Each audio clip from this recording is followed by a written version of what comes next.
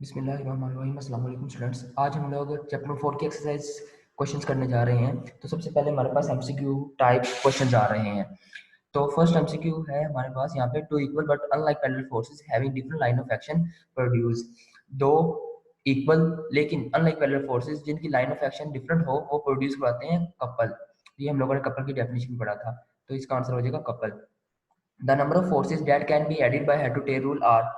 Number of forces जो कि head to tail rule की मदद से ऐड की जा सकती हैं वो कोई भी नंबर हो सकता है। वन फोर्स, टू फोर्सेज हो सकती हैं, three force, four, five, six, seven, eight, इसकी कोई रिस्ट्रिक्शन नहीं है, लिमिट नहीं है। तो any number of forces can be added by using head to tail rule. उसके बाद नेक्स्ट जो हमारे पास थर्ड एमसीक्यू आ रहा है, उसमें बताया गया है कि the number of perpendicular components of a force. Force के नंबर ऑफ परपेंडिकुलर कंपोनेंट्स कितने होते हैं, ये हम लोगों ने डिस्कस किया था, एक्स और वाई। तो दो होते हैं हमारे पास फोर्स के परपेंडिकुलर कंपोनेंट्स। उसके बाद a force of 10 newton is making an angle of 30 degree with the horizontal, it's horizontal component will be. तो ये न्यूमेरिकल टाइप क्वेश्चन है। हॉरिजॉन्टल मतलब एफ एक्स वाला फॉर्मूला लगेगा, F X is equal to F cos of theta. तो यहाँ पे हमारे पास जब वैल्यू पुट करेंगे थीटा की और फोर्स की, तो हमारे पास जो आंसर आएगा वो आ जाएगा 8.7 न्यूटन। उसके बाद 5 वाला MCQ, a couple is form by. A couple जो होता है वो फॉर्म करता है two equal and opposite forces not in the same line. Same line में ना हो, दो इक्वल हो और ऑपोजिट फोर्सेस हो, तो कपल प्रोड्यूस होता है। 6, a body is in equilibrium when it's. एक बॉडी जो होती है वो इक्विलिब्रियम में होती है कब, जब इसके दो ऑप्शन बन सकते हैं।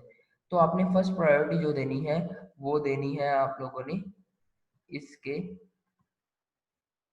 इस वाले ऑप्शन को कि acceleration is zero, acceleration is zero. ये आप लोगों ने फर्स्ट प्रायोरिटी पे रखना है। अगर ये ऑप्शन नहीं होता वहां पे, तो फिर आप लोग ये वाला ऑप्शन टिक कर सकते हैं कि speed is uniform, speed is uniform. अगर ये ऑप्शन नहीं होता, अगर ये चारों ऑप्शन यही वाले आ जाते हैं, तो आप लोगों ने जो है वो मार्क करना है एक्सेलरेशन इज जीरो को। A body is in neutral equilibrium when it's centre of gravity.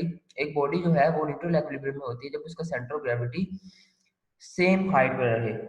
Keeps it's height if displace, अगर उसको डिस्प्लेस किया जाए तो अपनी हाइट को रखे, तो उसको हम लोग क्या नाम देते हैं, न्यूट्रल एक्विलिब्रियम का नाम देते हैं। Racing cars are made stable by lowering their centre of gravity. इनका सेंटर ऑफ ग्रेविटी कम से कम करके हम लोग उनको स्टेबल बना सकते हैं। तो ये थे हमारे एमसीक्यू टाइप क्वेश्चंस। अब हम लोग आते हैं एक्सरसाइज पे। एक्सरसाइज शॉर्ट क्वेश्चंस आप लोग किसी भी हेल्पिंग बुक की मदद से कर सकते हैं। ये एक्सरसाइज शॉर्ट क्वेश्चन जो है ये आप लोगों ने खुद करने हैं। तो इनमें सबसे एक इम्पोर्टेंट शॉर्ट क्वेश्चन है वो हम लोग देख लेते हैं। उसमें ये है कि why the height of vehicles is kept as low as possible. जो गाड़ी होती है उनकी हम लोग मुमकिन हद तक जो ऊंचाई होती है वो कम से कम क्यों रखते हैं। तो इसका आंसर देने के लिए हम लोगों को एक्विलिब्रियम की जो हम लोगों ने स्टेट्स पढ़ी हैं उनमें जाना पड़ेगा।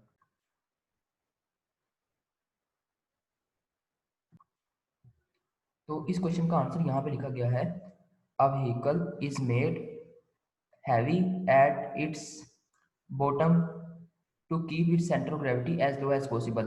उसको बॉटम से हैवी इसलिए रखा जाता है ताकि इसका सेंटर ऑफ ग्रेविटी जो है वो लो रखा जा सके।